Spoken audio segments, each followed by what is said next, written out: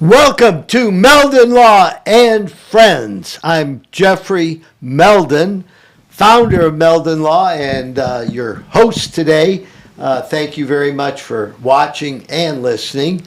We're on many different platforms. I think we're on 39 audio platforms plus a video for FaceTime and YouTube. So anyhow, we are here to bring information to you about the community. Speaking about the community, coming up in 2.5 weeks, the Tom Petty concert, tribute concert at the Riley in Ocala is coming up. It's going to be really exciting. Some of you may or may not know I was Tom Petty's first attorney and have been involved in the music endeavors of the North Central Florida and Gainesville community for over 50 years. I want to tell you that we're also breaking news that Meldon Law is going to be sponsoring a new music exhibit at the Historical Museum in Gainesville, Florida, the Matheson Museum. It's going to start, the grand opening is September 30th, and we're going to have updates on that. However, many of the great pictures that artist John Moran, famous photographer, took back in the 70s as the first official Great Southern Music Hall photographer are going to be exhibited at the Matheson Museum starting in September of this year. So that's exciting. Anyhow, look, if you want to have a good time, go to our Facebook page for Meldon Law and listen to this deal. You get 2 VIP tickets to the Tom Petty tribute concert on August 20th at the Riley in Ocala, plus a 3-day, 2-night getaway at the Margaritaville Resort in Orlando. And all you have to do is enter, it's free, at our Facebook page, Meldon Law, and you can win. The giveaway ends on August the 18th. So enter, tell your friends about it, and try to win a great package. Upcoming giveaways, volleyball season versus Jacksonville. We're going to have a 4-pack of seats plus a 2-pack and gift cards to Harry's Seafood Bar and Grill. And the Hippodrome Theater, we're going to be giving away tickets for the Fahrenheit 451 show. For those of you that don't know, it's a famous movie in the olden days, and it's a very kind of a sci-fi story. So you'll enjoy it. We're giving away Harry gift cards, 2-pack of tickets for Fahrenheit 451 at the Hippodrome. So those are some of the things that are going on at Meldon Law. As most of you know, we are the only official injury law firm partner of the Florida Gators in the whole galaxy, and we're very proud of that. Our first guest today is Barzella Papa.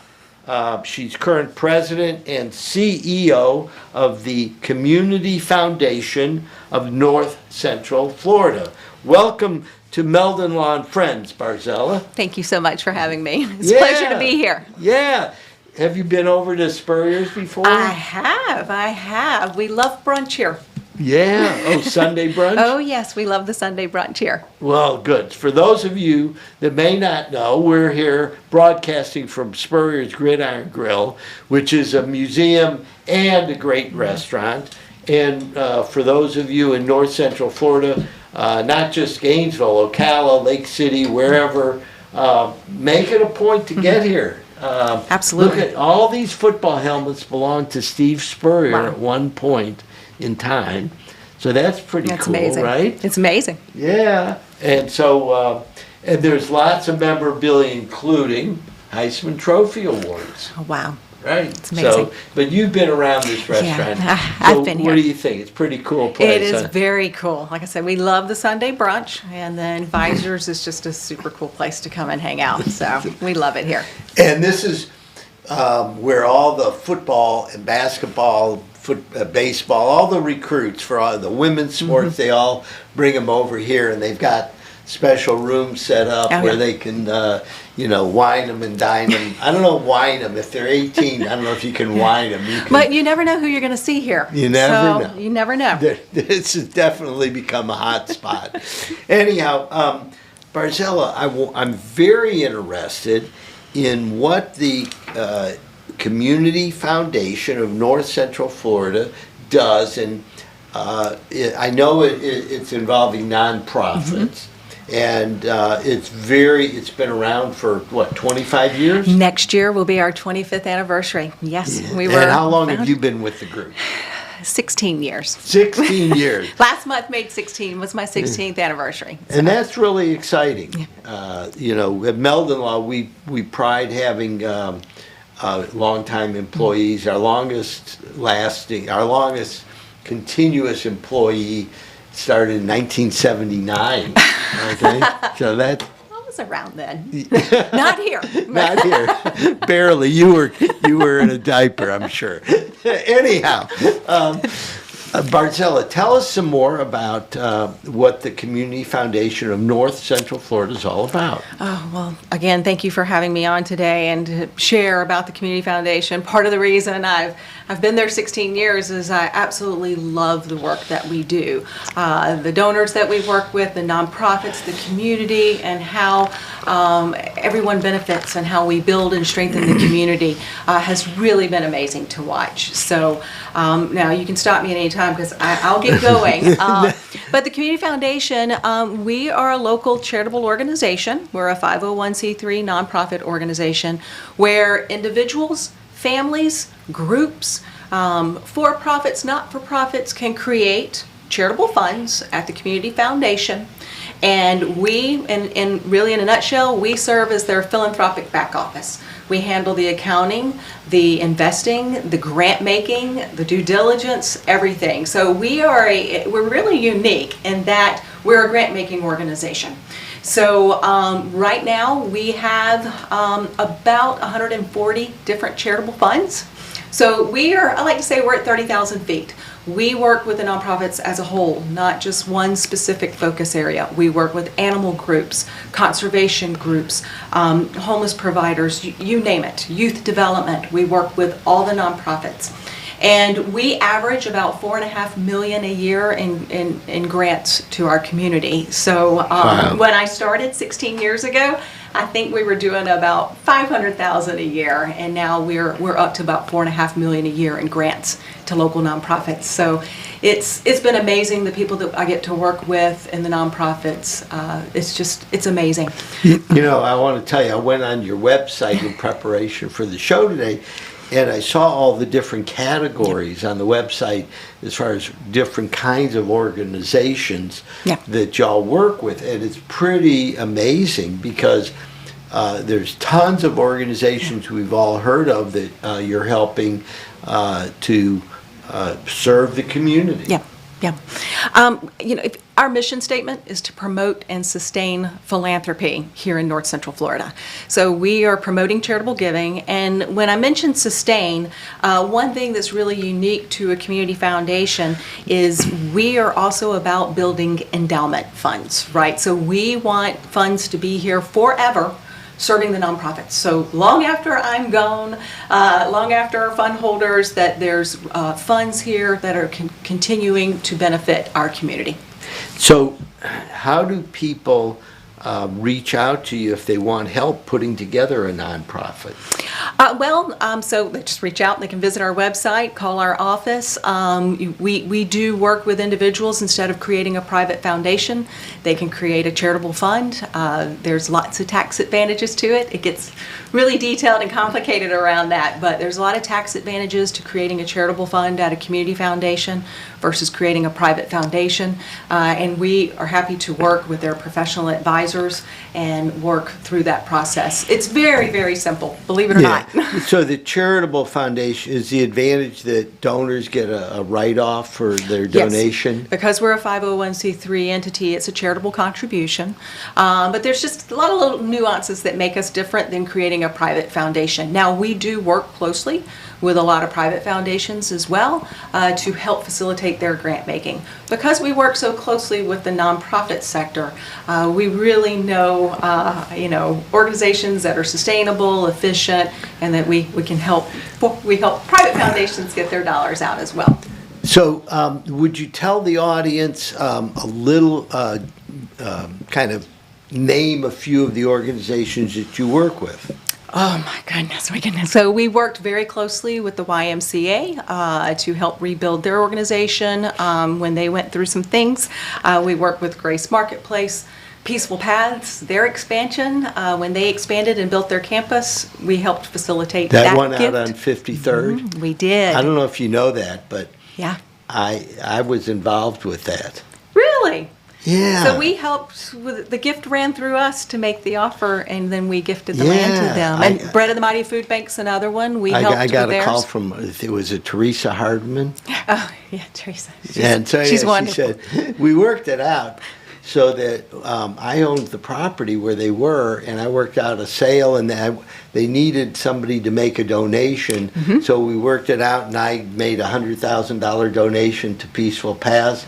And it worked out good for me as far as a tax write-off, and for them because they had a donor because the state was going to fund their stuff. So That's correct. Peaceful Paths is amazing. For those of you that don't know the work they do, women and children mostly who are distressed and out on the streets, they take them in and help them rebuild their lives after leaving from homes that are, where there's violence. And Well, that's a great example, because Peaceful Paths was one of those examples that we helped facilitate, because one of the things that we do is we are set up to accept a wide variety of more complex gifts. We're more than just transactional giving. We want it to be transformational. So we handle more complex types of giving. Like last year, we dealt with a huge real estate transaction. It was gifted to us, we sold it, and then we liquidated it to give to the alma mater for the donor and some other organizations they wanted it to benefit. So we work with a lot of estate planning attorneys, a lot of CPAs, financial planners, to take advantage of how to support the causes you care about, especially at a big life event, such as the sale of your business, or if you're wanting to sell real estate, that we can step in and help. So Peaceful Paths was a big securities gift that we helped facilitate. And that was one of my favorites. You may to work have been on. helping me to work that all out, and I didn't even know it. May have been. I've been here a long time. Yeah, no, I think it was maybe, I don't know, 2010 or something in that time period. Anyhow, that's a good example of amazing group. I know you also work with the Cade Museum. Yes. Tell us a little bit about the Cade, because some people may not even know what the Cade Museum is. The Cade Museum is just one of, honestly, it's the crown jewel here in our community. Dr. Cade was actually he was our first major donor. Back in, I believe, it was before me, but in 2002, 2003, that they established the Cade Family Fund with us. And so I've had the privilege of working with the family and just help them with their grant making. And so we have been involved with the Cade Museum since it was a thought.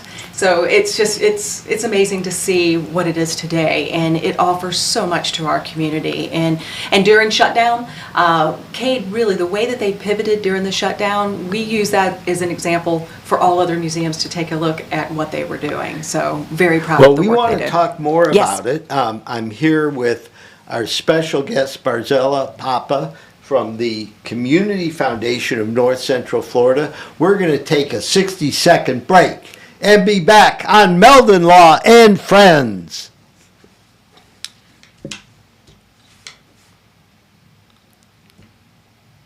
Okay.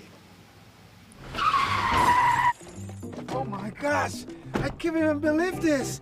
Look what you have done to my truck. Excuse me, it's your fault, it's not my fault. Yes, it is your No, fault. it's not, no, I it's am not. calling Jeffrey Meldon from Meldon Law.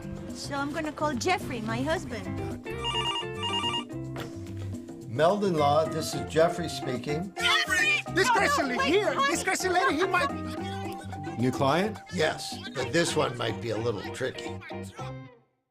August 11th, our restaurant Spurrier's Gridiron Grill will be celebrating our one-year anniversary, and we're inviting you to Celebration Point. Proceeds from the event will go to the Ronald McDonald House, and we'll have a spread of your favorite Spurrier dishes, as well as special guests, but you have to get a reservation. So go to spurriers.com right now and reserve your spot before it sells out. And thank you for a super first year. Go Gators!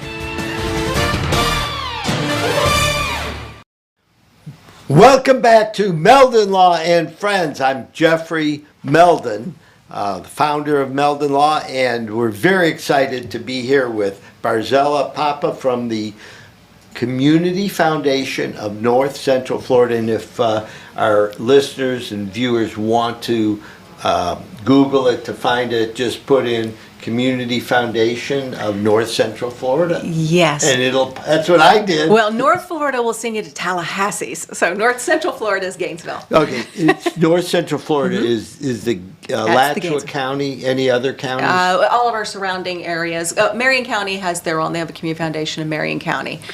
So we're here, Jacksonville, Tallahassee. We all work together. We all work together. Anyhow, we're here at Spurrier's Gridiron Grill, August 11th in the evening. There's a big party here, and everyone is welcome. Just call Spurrier's, make your reservation. It's a Thursday. It starts around 4 or 5 in the evening and goes all night. I know Meldon Law is showing up for the event, and it's a good time. We're good friends with the team at Spurrier's, and we love coming here. It's always wonderful.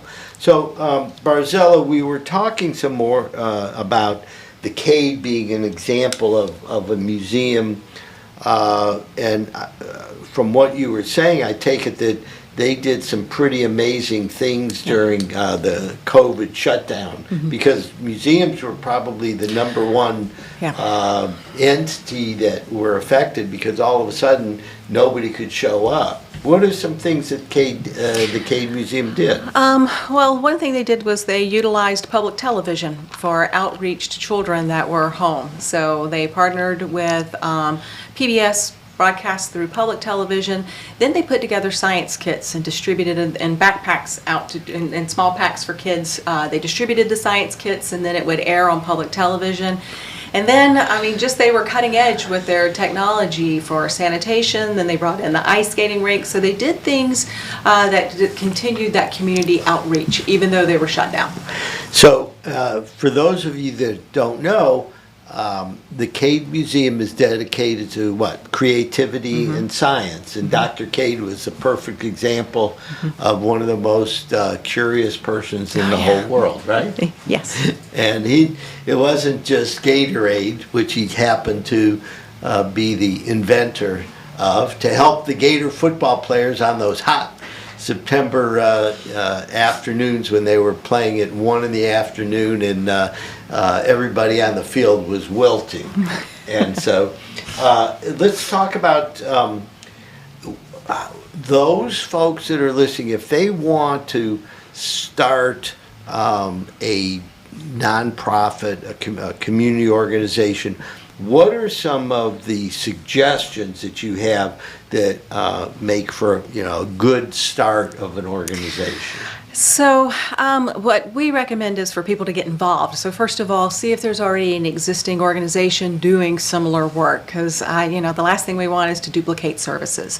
So and we have means to help with that. One of the things that we rolled out with during COVID was the Philanthropy Hub. And so if you go to thephilanthropyhub.org, you can learn more about organizations doing work in our community. It's like our community's version of GuideStar. So you can put in Habitat, and it's going to pull up Habitat for Humanity, and it's their page, right? Anything and everything you want to learn about Habitat, you can learn there. Their financials are pulled from the IRS, who's on their board, staff structure, everything around leading practices. So the first thing that we would recommend is to see if there's someone already doing the work and to get involved. So look for volunteer opportunities and get involved with organizations doing similar work. Yeah, I think folks sometimes don't realize that there are already organizations, and they may know the organization but not realize that they've been doing that work, and if they're really dedicated to expanding that work, then it's great. And I think that Gainesville, Alachua County, we really have an amazing community when it comes to volunteer work and people getting involved in meaningful organizations.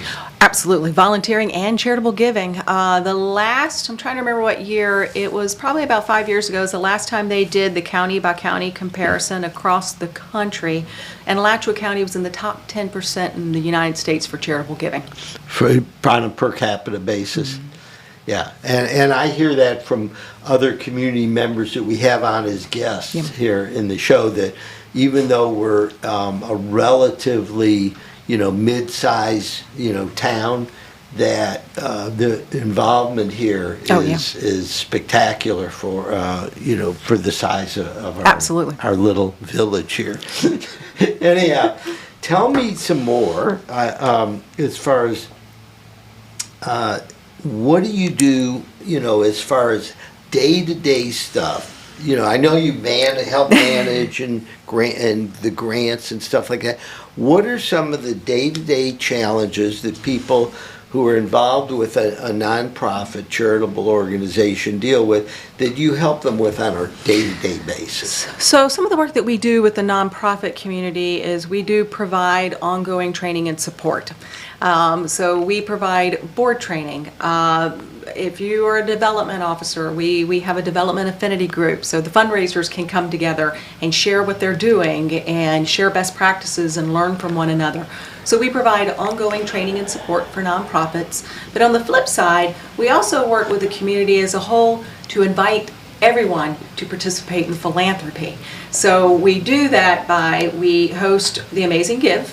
So we've done that for 7 years now. What is that again? It's the Amazing Give. It's our community's, it started out as a 24-hour online give day. So if you think about Giving Tuesday, we did our own community's version called the Amazing Give. And that we have usually about 110 to 120 nonprofits that participate. It's all online, so we push this through social media. And this past year, it raised $1.3 million in 12 hours. Because we shortened our day. We went from 24 to 12 hours, and we continually raise between 1.2 and 1.3 million in a day that goes directly to those organizations that participate in the Amazing Gift. So anybody can donate, starting at $5 and up. And then we also have... Wait. I want to find out, when is the next date for the Amazing Give? The next Amazing Give is going to be April the 20th. It will be our 8th annual Amazing Give. So it's going to be from 8 to 8 a.m. to 8 p.m. The last few years we've done the wrap party here at Celebration Point. And so we'll be back here April 20th, 2023 will be our next Amazing Gift. It's a famous day, 420. Yes, it is. So anyhow, It is. What else were you going to say? And another program that we launched shortly after I started, so it's in its 16th year now. I don't know if you've ever heard of our Women's Giving Circle. Giving circles were popping up all across the country. Really picking up a lot of steam, and so it was the ladies on our board of directors said, we need to start one here in Gainesville. So we got together, we invited all of our friends, and we hope to have 50 women give $1,000 each, and we'd put it back out in the community. Well, fast forward, they've just celebrated their 15th year. They have raised over $1.1 million. I think we're up to 120 women now that participate in that, and it's pulled together, and then it's awarded back to organizations in the community that are benefiting women and girls around economic empowerment, job skills, life skills. Peaceful Paths has received one of the major grants from our Women's Giving Circle. So that has been tremendously successful. We were even mentioned one year in the New York Times for the work that we were doing right here in Gainesville with the Giving Circle. What are some other organizations we haven't mentioned yet that are involved? Oh, that honestly, I think we have worked with pretty much, I believe, every nonprofit in our community. We have worked with at some point in time, whether it's just a grant at the end of the year or a significant investment for them to rebuild or restructure or to launch a new program. 6 years ago, we launched our mental wellness fund. And we have been providing to the public schools $500,000 a year to provide mental health counselors in 6 elementary schools, providing mental health services during the school day for the last 6 years. So we have invested over $3 million for mental health services for children in our community. So we have worked from the schools to Takachali, the University of Florida, to the nonprofits in our community. Like I said, it has been an amazing time just being a part of what the Community Foundation does. And what kind of team do you have at the office? We're small. We're small but lean. There's, I believe, 3.5 of us. We have a wonderful board of directors. We have 24 members on our board. The Community Foundation, our local Community Foundation was born out of the Estate Planning Council, so we have had a long connection with the Estate Planning Council for many, many years. And so we have an incredible staff, and we are, we'll be growing that staff next year. Over the next years as we have grown, we'll be building our staff as well. Now, a lot of folks have heard of the United Way. Can you kind of discuss what contributions to the Community United Way, how they function, and versus how the Community Foundation of North Central Florida functions? Okay, so we work very well with our local United Way. I do get asked that a lot, and as I mentioned earlier, one thing about community foundations is we are about building endowment funds. So you can think of it as your retirement account, right? We're putting money away, we're only using a percentage of it to benefit the community, and we're looking to grow that. So I always like to use the analogy that you can think of the United Way, they're responding to immediate needs, and while we do some of that, we're building kind of the long term. So I always like to say you can think of United Way as the community's checking account, because they're raising the money, they're putting it back out. We're raising money too, but we're more like the savings account. So we're using a percentage of the interest because we are about building endowment funds.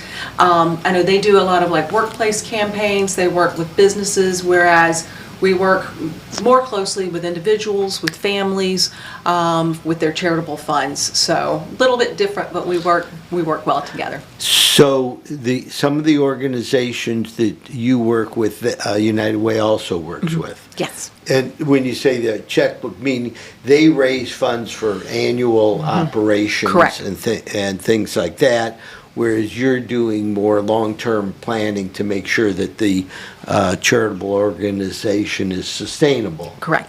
And also coaching them up on things that they need to do in order to run the organization as a sustainable group. Yes. Yes. So again, I want to talk about the call to action. What is it that our listeners and viewers can do to help? Yes. So I would say visit our website, because on our website we have our calendar of events. So we do, as I said, we offer ongoing training and support. So if there's a training, we offer board training. So if someone's interested in joining a board, they can come attend our training and we help place them on boards. Visit thephilanthropyhub.org. Learn about the nonprofits doing incredible work here. Join the Women's Giving Circle. Or also when the Amazing Give comes around, be sure to look out and for your favorite organizations and support them through the Amazing Give in the spring. So I would say visit our website, sign up for our newsletter, and you will be receiving invitations to lots of things. And we're going to be celebrating our 25th year, so we're going to have a year long of a series of events throughout the community, leading all the way up till next November. So. And when does the 25th anniversary start? It's going to start this November. Oh, and we're going to run okay. until next November. So we are very excited. Barzella Papa from the Community Foundation of North Central Florida, thank you very much for joining us on Meldon Law Friends, and we wish you great success on your 25th anniversary. Thank you. Thank you, Jeffrey, for having me. On August 11th, our restaurant Spurrier's Gridiron Grill will be celebrating our 1-year anniversary, and we're inviting you to Celebration Point. Proceeds from the event will go to the Ronald McDonald House, and we'll have a spread of your favorite Spurrier dishes, as well as special guests, but you have to get a reservation. So go to spurriers.com right now and reserve your spot before it sells out. And thank you for a super first year. Go Gators!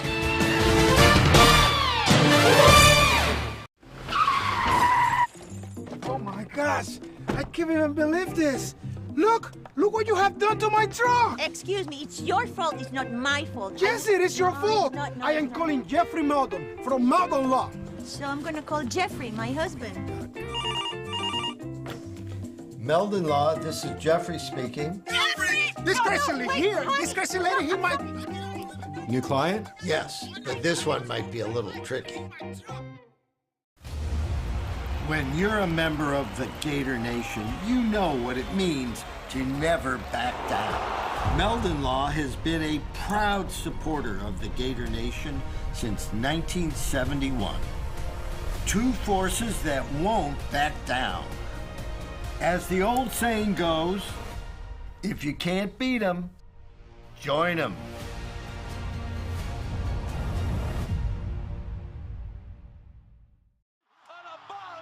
We still hear it. The sound of victory. The joy of being part of something great. And while things may not be the same right now, we haven't gone anywhere. If you bleed orange and blue, then Meldon Law is the firm for you. We are here at the University of Florida, where Albert and Alberta are competing in the Gator penalty shootout. Albert is ready to stop the shot at all costs. What a disaster! Luckily, Meldon Law is the only official law firm partner of the Florida Gators. If you have suffered any injury, do not worry, because Meldon Law is going to help you with your recovery.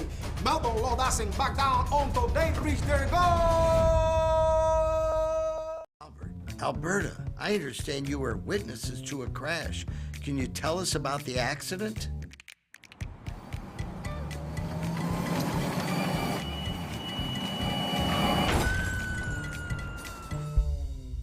When you're in a crash, it's important to get witness statements immediately after the accident. Whether you're in a car, truck, motorcycle, scooter, or even a golf cart accident, at Meldon Law, we won't back down.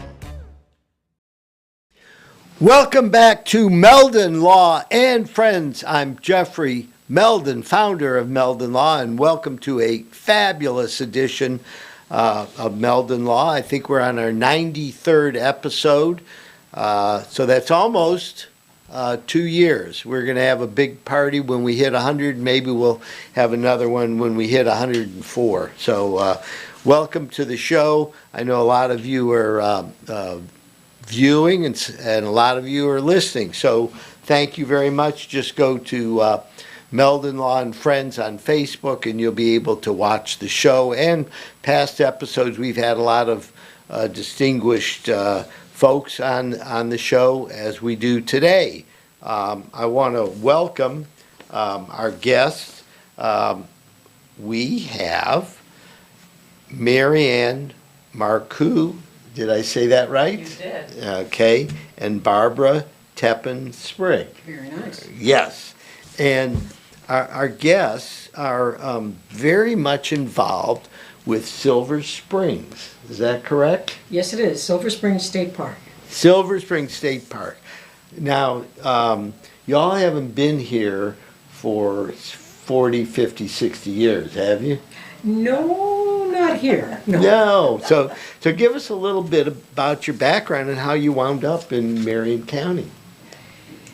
Well, I'm a refugee from the north, okay? I'm one of those people who would come down. I had a grandparents and aunt and uncle who lived in St. Pete, and we come down for vacations, but somehow it was a vacation place. It wasn't a place to live until after my husband and I retired, and we had come down through our vacations and thought it was such a beautiful part of the world, especially this part of north central Florida.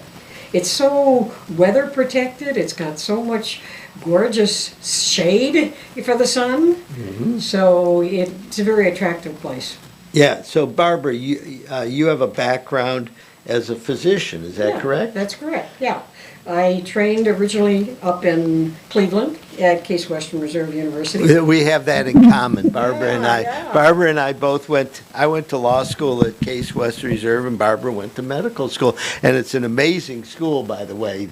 I know the Cleveland Clinic's right there, University Hospital, and so it's a pretty a well-credentialed doctor. Thank you, thank you. But being a retired physician, one of the things that I really love, both about this part and about Silver Springs, is that you can combine so many aspects of health with being out of doors and being physically active out of doors. So it really ties beautifully into what I had done for so much of my life. Ways we can heal ourselves. Yeah, I noticed that, you were also involved with preventative medicine. Yes, that's correct. I was double boarded in family medicine and in preventive medicine. So tell us what you know about the evolution of preventative medicine, because it's something that really interests me. Actually, there are three parts. When you look at the boarding for preventive medicine, there's three aspects. One is general public health, and that's the people who actually have been so prominent with the recent problem with the COVID infections, people who deal with the public health in general. Another is aerospace. Would you think that that's part of preventive medicine? But that actually is part of the preventive medicine boards because we're dealing with a different environment out beyond the ground. And then my specialty was occupational medicine, and I ended up as the corporate medical director for Goodyear Tire and Rubber. Oh, in Akron? In Akron. Okay, well, that was a good fit because Case is only about 45 minutes, an hour away from Goodyear. Yeah. So for those of you that don't know, I grew up in the Cleveland area, graduated from Shaker Heights High School, and Akron was a little bit a ways from us, but we knew that all the big rubber plants were in Akron. Goodyear, Goodrich, and Firestone? And Bridgestone became Bridgestone. And Bridgestone, yeah. So anyhow, that's a little bit of inside information. So when did you come down to Marion County and get involved in the community down here? Moved down in 2006. And I didn't initially, like so many people in this area, when I moved down with my husband, and we like to do things out of doors. We got a pontoon boat. We went over to Astor and went up and down the St. John's and whatever. But we didn't know the beauty of the springs when we first moved down here. That was not a reason to move to Ocala. But since that time, the sheer joy of being in the crystal clear water that we have here has been such a draw that I don't know how many friends I've gotten to come down here just because of the beauty that we have. Yeah, I mean, I've been coming over to Silver Springs. I moved here in 1970 and discovered Silver Springs. A good friend of mine was instrumental in developing it. His name was Ross Allen. Oh yes, we know the name. We've got lots of his relatives still. Well, I was personal friends with Ross. I did some legal work for Ross, and his son Tom Allen and I are still very dear friends. And Tom was the diver on the Mutual of Omaha with Perkins. What was his first name? The Mutual. I was too far. That's too far back for me. Okay. Anyhow, yeah. So anyhow, I saw the springs back when the big thing was the glass bottom boats. We still have them. And it was which is really pretty cool. So Marianne, I wanted to have you tell us a little bit about your background and how you wound up down here. Right. Well, she may be a refugee, but I'm an immigrant.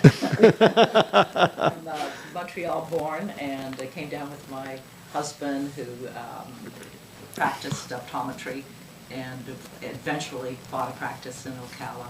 And I've been an educator for 32 years, happily retired though, I might add.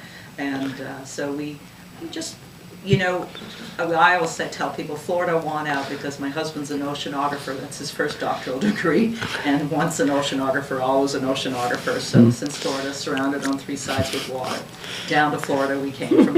That was a good fit, right? Nova Scotia and then Cape Cod for 10 years and so on. So you spent, you spent a lot of time in Nova Scotia? Yes. Yeah, because so I've been to Montreal several times, in Nova Scotia. I remember spending a week there, and that was a pretty special community. Yeah, no, it's beautiful. It absolutely is.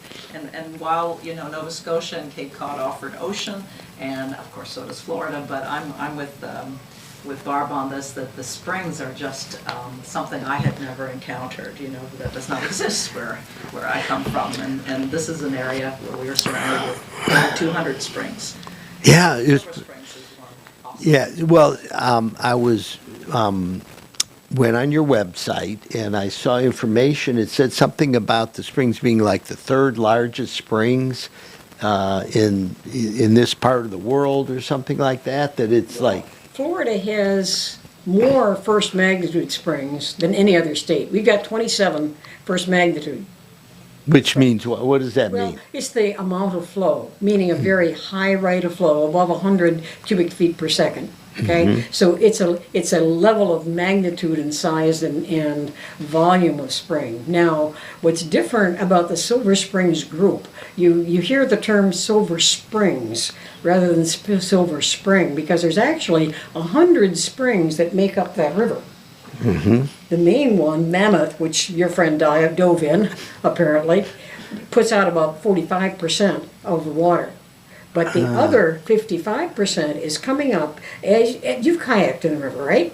Not yet, but I will. Oh, we're going to bring you down. I would love to. My wife and I Oh. love doing stuff like that. So. Absolutely. Well, see, one of the charming things, particularly about the Silver Springs, is that as you go down through, first of all, the volume is so tremendous. It's a little more than a 5-mile long river that is just beautiful water. But the most of the springs are concentrated in the first mile. So as you go down from the main spring, you see these turquoise pools, and you look down into them and you see the spring vent, which is the opening. And the opening is maybe 20, 25 feet. The deepest one, I think, is 85. Okay, but you can appreciate the different qualities of the springs as you go down because of the beauty of the water. Yeah, for those of you that haven't been there, it's crystal clear water that's just amazing. And historically, I think they had movies shot there. More than 100 episodes of Sea Hunt for one, but yes, there have been. Who's that, Lloyd Bridges? Yeah. You're dating yourself now, Joe. 1916 was the first. The Silent Swan was a silent movie. 1916. Okay? And ever since then, it's now they're doing more documentaries than adventure films. Yeah, Do it's. you remember The Creature of the Black Lagoon? I do remember that. Yes, yeah. So anyhow, Marianne, tell us a little bit about your adventure down. You were born in Montreal. You spent some time in Nova Scotia, right? And then you did. Cape Cod, and then Okay. my husband bought a practice down here in Ocala. So, Okay. yeah. What kind of practice? Optometric.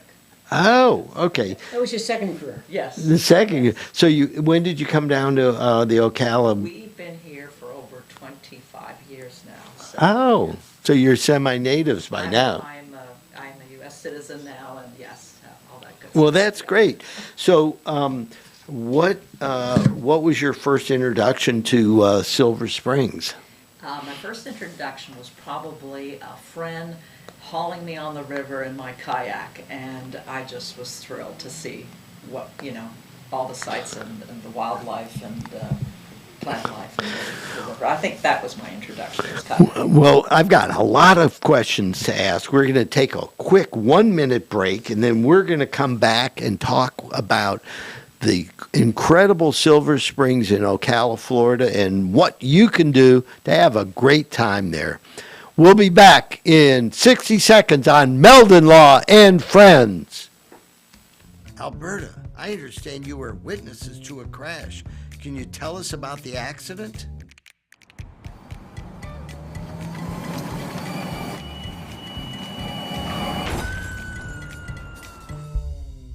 When you're in a crash, it's important to get witness statements immediately after the accident.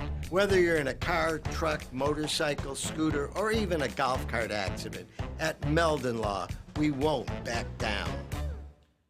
August 11th, our restaurant Spurrier's Gridiron Grill will be celebrating our 1-year anniversary, and we're inviting you to Celebration Point. Proceeds from the event will go to the Ronald McDonald House, and we'll have a spread of your favorite Spurrier dishes, as well as special guests, but you have to get a reservation. So go to spurriers.com right now and reserve your spot before it sells out. And thank you for a super first year. Go Gators!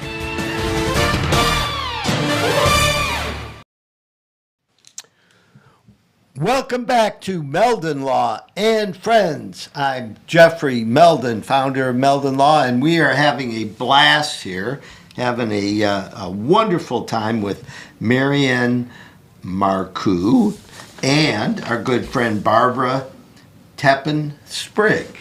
And ladies, I want to thank you for your involvement in the Silver Springs. Now, Silver Springs is a state park. However, the Friends of Silver Springs help do a lot of things to promote its success. Let's talk about what y'all do as far as, the kind of things that the Friends of Silver Springs do.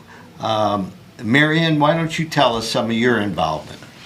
So we provide all sorts of support to the park, and Barbara and I are both on River Patrol, so that provides what we refer to as protection, but I like to think we're just ambassadors. We meet and greet people.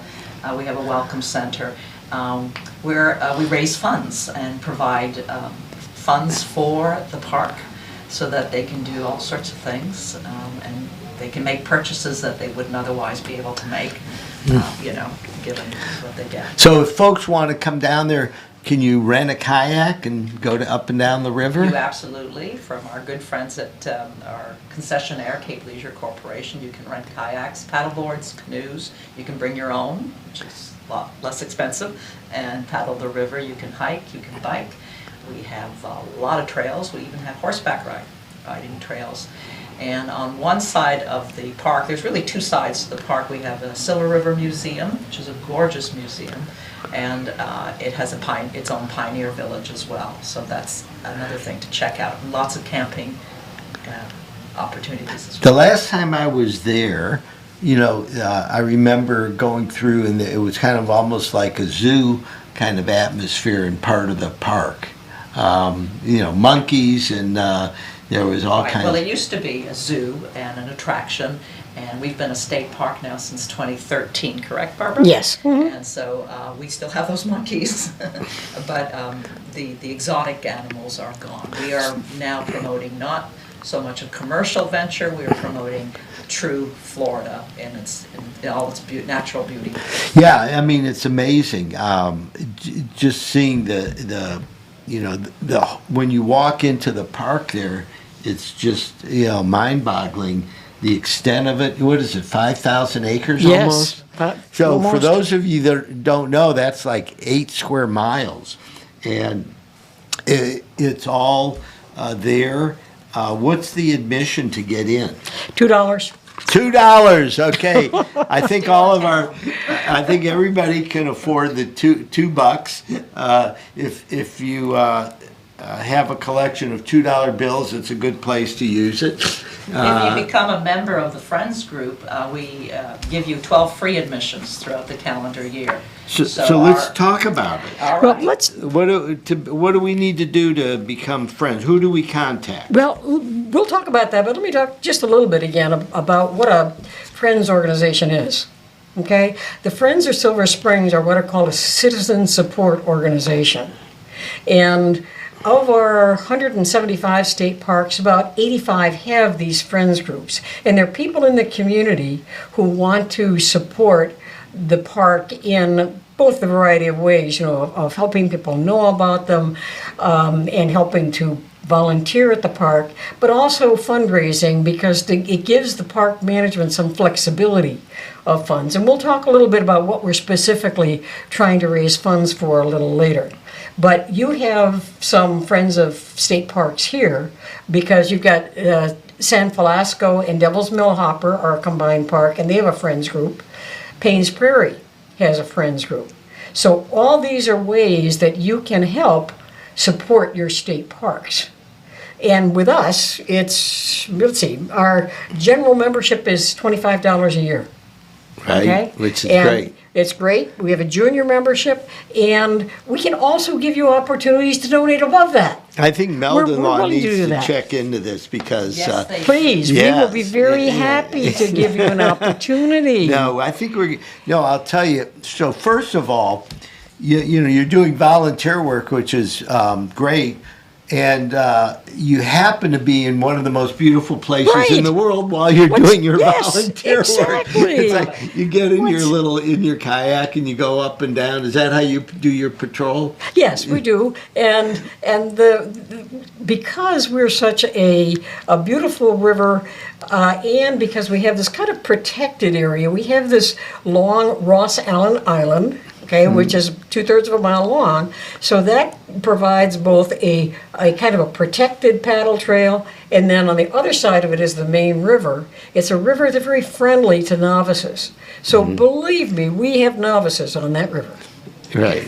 And sometimes you have to coach them up. That's right. It's true. It's true. We do. Now, I was reading where sometimes the current, it can be fairly strong, so you have to let them know exactly where to go, and that coming back upstream is Yeah, going to you've be. done some of this stuff. You can see you've Yeah, done some yeah, of this. so- Yeah, our current's about 3.5 miles an hour.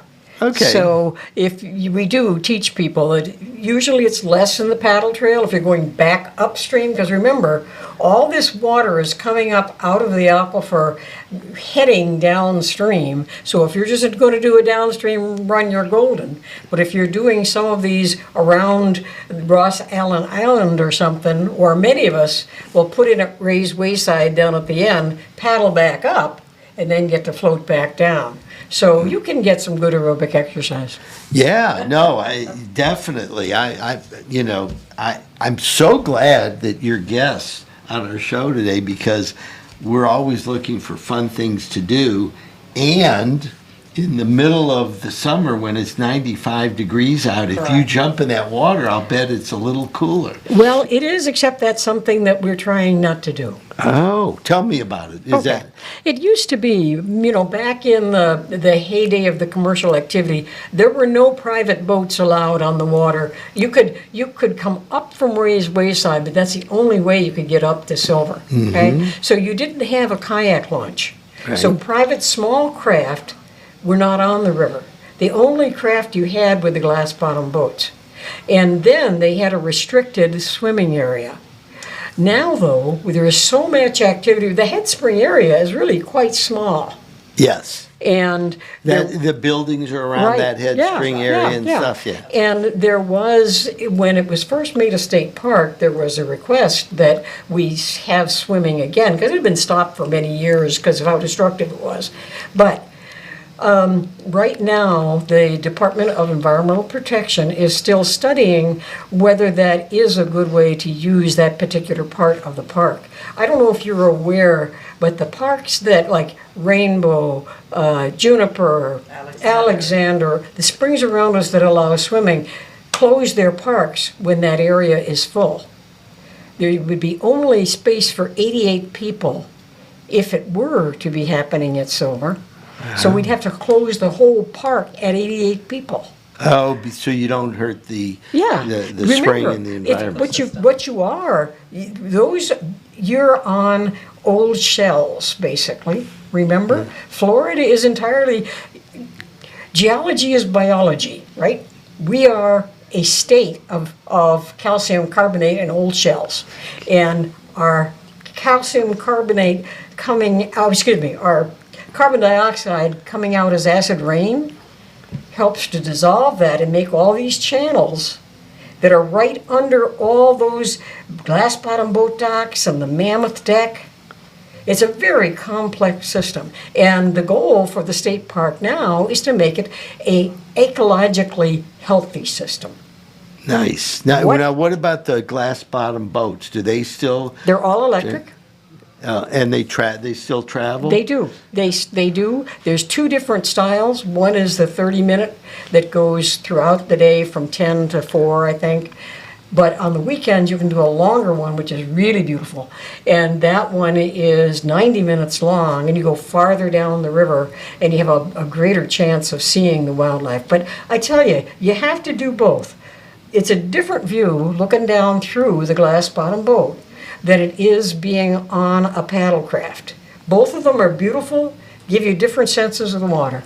Yeah, I remember being on the glass bottom boat the first time, and I had never been on one before, and I went, wow, this is really amazing, Yeah. you know. Yeah. As of last August, we launched a brand-new glass-bottom boat, which now accommodates people in wheelchairs and scooters. So it's all accessible, and it has a induction loop system so that people who are hard of hearing can, hear the whole spiel by the captains. So that's also operating. So how would you grade the health of Silver Springs right now? Oh, well, all of our springs, as you know, have been decreasing somewhat in flow because we're taking out.